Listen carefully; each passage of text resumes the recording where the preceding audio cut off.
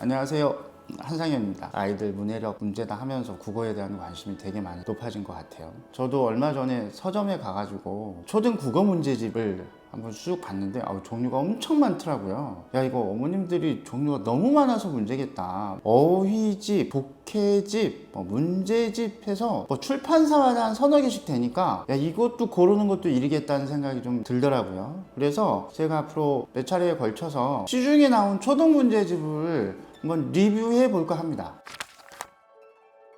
제가 처음에 고른 책은 고등 문제집으로 워낙 유명한 거죠. 자이스토리를 가지고 왔습니다. 그래서 자이스토리 초등 국어 독해력 쑥쑥이라는 책입니다. 그리고 이게 이제 학년별로 되어 있습니다. 보통 초등 다른 문제집 보니까 초학년, 중학년, 고학년 이렇게 돼 있는데 또 이 출판사 거는 1학년, 2학년, 3학년, 4학년 이렇게 학년별로 나와 있더라고요. 제가 오늘 골라온 건 4학년 겁니다. 4학년부터 어머님들이 학원을 알아보시는 경우도 있고 본격적으로 이제 학습을 시키는 경우가 좀 많더라고요. 그래서 4학년. 제 개인적으로 생각할 때는 4학년 정도부터는 아이들이 그동안의 어떤 독서력에 따라서, 이력에 따라서 우리말 언어 실력의 차이가 조금씩은 드러나더라고요. 말하는 것 뿐만이 아니라 글쓰기부터 시작해서 우리가 5학년부터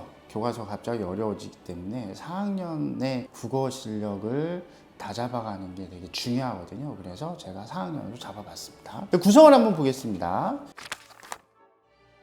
부록이 하나 있어요. 부록이. 그래서 어휘집이 있습니다. 어휘집. 그래서 어휘를 보면 이제 분야별로 나눠져 있어요. 가령 예를 들면 사유각, 발달하다, 인류, 음정, 예술적인 것도 있고요.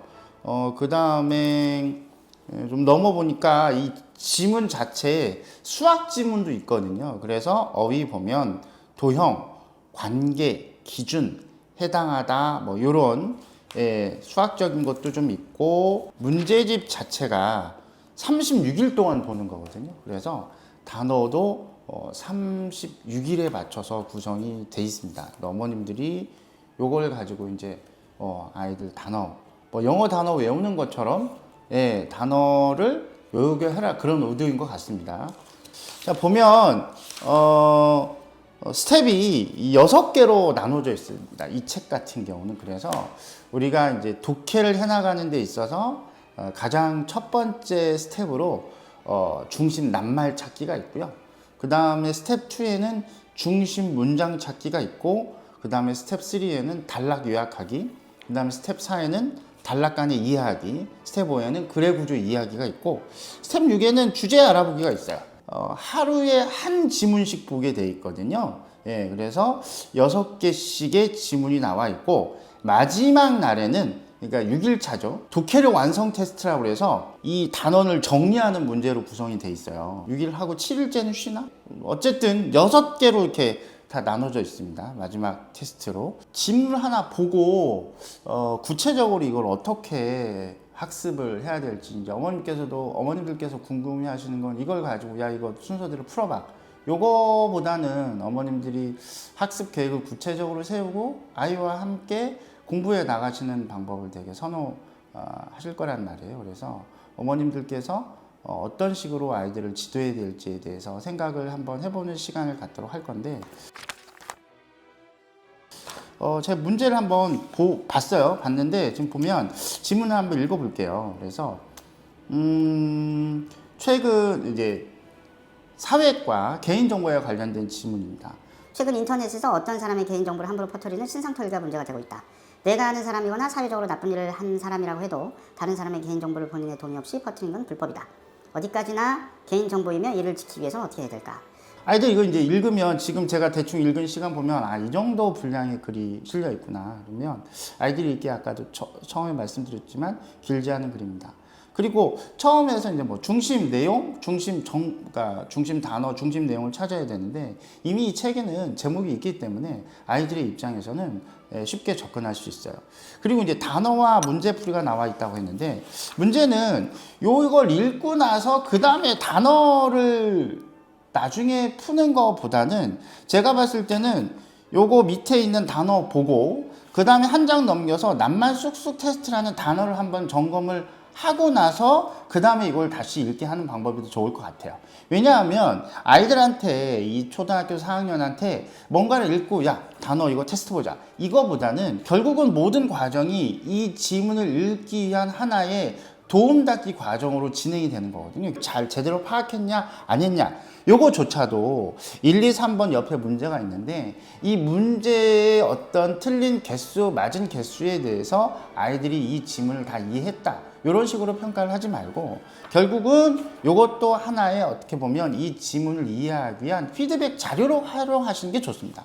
그래서 보면 제가 저 같으면 먼저 지문 읽기 하고 그 다음 밑에 단어 한번 보게 하고 뒤에 있는 단어 다시 한번 점검하고 이걸 뭐 맞춰라 이거보다는 어머님이 같이 이제 보면서 힌트 주시면서 아이한테 왜냐하면 모르는 단어가 되게 많거든요. 나올 수 있어요. 뭐 아까 얘기한 송장 같은 거 아이들 단어 모르거든요. 물론 송장을 몰라도 뭐 문제를 풀이하거나 그런 거 이해는 없지만 어쨌든 우리가 문제풀이 하려고 이거를 문제풀이 스킬을 가르쳐 주기 위해서 보는 게 아니라 기본적으로 문해력을 향상을 위해서 이 문제집을 수단으로 쓰고 있는 거기 때문에 옆에 있는 그 다음 장에는 낱말 쑥쑥 테스트 한번 보시고 그 다음에 그걸로 이제 아이들한테 모르는 단어 체크하게 하고 다시 한번 읽게 하고 그 다음에 이제 문제를 푸는데 여기에서 이제 문제도 하나하나 선지에 이제 요 지문과 관련된 정보들이 있으니까 아이들한테 OX 문제도 있고 주관식 단답형도 있고 그 다음에 글로 문장으로 쓰는 것도 있어요. 여러 가지 문제 형태가 있는데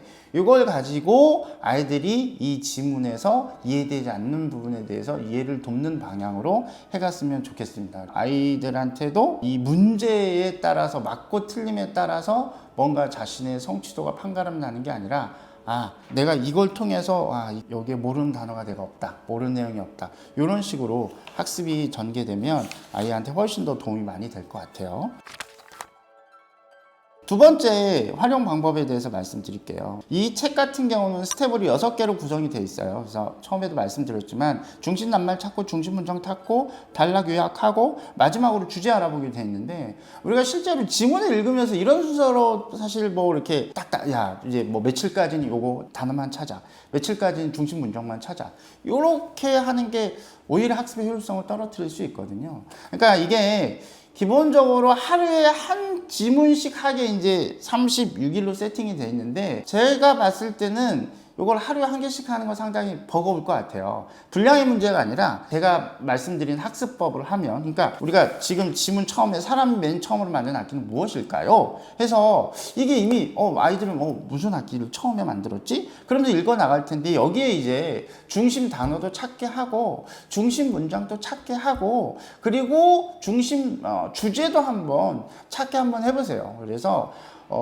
어머님들한테 학습할 때 이거를 뭐 말로 하라고 하면 애들이 조금 부끄러워한다기보다는 자기가 맞았나 틀렸나 이게 좀 되게 아이들 입장에서 보면 되게 예민하게 반응할 수 있거든요. 제가 가르쳐 보면 그래요. 그러니까 아이들이 충분히 워크북에 다 써왔어요. 답을 다 써왔는데 발표를 안 해. 이거 왜 그러냐? 그러니까 자기가 틀릴까봐 발표를 안 하는 거거든요. 그거는 사실 뭐 제가 적은 아이들 데리고 뭐 아이들 많이 있으니까 그런 거 아니에요. 그러니까 제가 뭐 보충 같은 거 1대1 해도 마찬가지예요. 그러니까 요거 같은 경우는 그냥 줄을 한번 긋게 하시면 좋을 것 같아요. 그래서 할 때 아이한테 자랑 연필 준비해 주셔서 중심 단어에 동그라미 치고 중심 문제 밑줄 한번 그어보게 하고 이런 식으로 처음부터 아예 짧은 지문이니까 그렇게 시도를 한번 해보면 아이한테 효과가 좋을 것 같아요. 그리고 내용에 대해서 좀 어렵지 않나요? 라고 그 어머님들이 여쭤보시는데 제가 이렇게 봤는데 어렵진 않습니다. 왜냐하면 내용 자체가 다 그 교과서 연계 내용으로 돼 있어요. 그래서 4학년 몇 가지 항목에 대해서 5학년의 과정도 있지만 4학년 과정으로 주로 이루어져 있기 때문에 아이들이 이렇게 물론 나와 있는 어휘나 이런 것들이 전체적으로 뭐 이렇게 딱 맞는다 수준은 아니지만 내용 자체가 아이들이 전혀 이렇게 이제 뭐 모르는 내용 이건 아니다라는 거죠. 그래서 사실 요 4학년으로 돼 있지만 제가 봤을 때는 4학년 초반보다는 지금 딱 보면 좋습니다. 지금 5학년 거 보지 말고. 왜냐하면 전체 과정을 다 배운 상태에서 주제에 익숙해진 상태에서 아이들이 봐야 요거 푸는 재미도 있거든요. 나 이거 배운 건데 이게 되게 중요합니다. 우리가 독해를 할 때도 독서를 해야 국어 실력이 는다는 것도 결국은 내가 알고 있는 지식이 있을 때, 특히 비문학 영역은 그래요. 내가 알고 있는 지식이 있을 때 그 지문에 대해서 친밀도가 되게 높아지면서 뭐예요? 이해력도 높아지거든요. 적어도 국어는 제가 볼 때는 선행 개념보다는 요거 학년에 맞게, 근데 이제 학년 좀 늦게, 그러니까 4학년 과정 다 마쳤을 때 4학년 문제집 딱 골라서 보게 하시면 훨씬 더 아이들이 쉽게 접근할 수 있을 것 같아요. 그 다음에 학습법 세 번째는 뭐냐면, 이게 처음부터 쭉쭉 순서대로 나가게 하는 것 자체가 아이들한테 사실 엄청난 스트레스예요. 왜냐하면 책 자체가 어느 정도 분량이 좀 있거든요. 성취감이라는 것 자체가 반절 이상을 끝내면 아이들한테는 되게 조금 남았다라고 생각이 되면서 쭉쭉 나갈 수 있는데, 처음 시작할 때는 심적인 부담감이 좀 클 수 있어요. 그러니까 목차가 쭉 나와 있고, 이 책의 장점이 뭐냐면, 뭐 다른 책도 그렇지만 목차 나와 있고 제목까지 쭉 나와 있어요. 거기에서 아이들한테 재밌는 주제, 제목만 보고도 네가 조금 재밌게 읽을 수 있는 거를 고르게 하세요. 처음부터 나간다는 그런 생각 버리고 그냥 처음부터 그냥 내가 재밌는 주제로 시작하게 해서 퐁당퐁당 맨 뒤에서 나가도 좋고요, 뒤에 갔다가 앞으로 나가도 좋고요. 처음 학습할 때 이런 방법이 훨씬 더 아이한테 접근시키기 좋은 방법 같습니다. 자, 이 책 리뷰를 해봤는데요. 일단은 교과 과정과 연관된 주제들이 쭉 나와 있다는 거에 대해서 이 책의 점수를 조금 높게 주고 싶어요. 애들이 조금 쉽게 접근할 수 있다. 두 번째는 어휘. 어머님들 어휘 걱정 많이 하시는데, 요거는 조금 어휘 공부를 하는데 조금 할애가 많이 돼 있어요. 그래서 어휘력이 약하다? 우리 아이가? 4학년 과정에서 배운 어휘를 이 아이가 잘 알 수 있을까? 어휘력 점검 차원에서 이 책 괜찮습니다. 이 책이 기본적으로 뭐 어떤 배경지식에 도움이 되느냐, 그러기에는 지문들이 너무 짧아요. 그리고 뭐 제가 이런 문제집을 되게 많이 봤는데, 핵심적인 내용을 압축해서 하는 게 아니라 어떤 지문에서 이렇게 일부분을 떼오는 거거든요. 보면 요것도 그냥 다로 끝나지 않고 뭔가 중간에 딱 끊어지는 지문도 있어요. 보면 어느 정도의 배경 지식을 쌓을 수 있나요? 그런 거는 기대하지 않으셔야 합니다. 사실 배경 지식을 아이한테 많이 지식적인 부분에서 아이한테 쌓게 하고 싶으면 책을 읽으셔야 됩니다. 책. 어머님들이 요게 조금 도움이 됐으면 좋겠습니다. 이상으로 독서왕 논술왕 한 선생입니다.